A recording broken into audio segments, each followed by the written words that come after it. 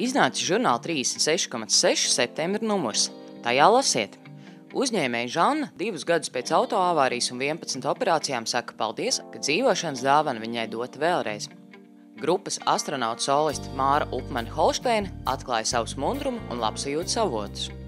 Saruna ar Latvijas transplantoloģijas centra ārstu profesoru Rafailu Rozentālu. Kā izmantot savu prātu pēc iespējas efektīvāk un trenēt smadzenes. Par sirdi kā par prozeisku muskulu, bet arī kā par īpašu orgānu, skaitļos, faktos un emocijās. 36,6 eksperimentā Laura un Vilnis mācās norūdīties.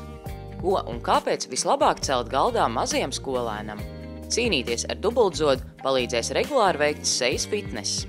Praktiski padomi un interesanti ieteikumi par augļu un ogu žāvēšanu mājas apstākļos. Tas viss un vēl daudz kas cits noderīgs 36,6 septembra numurā. Žurnāls 36,6 katram, kurš grib būt vesels.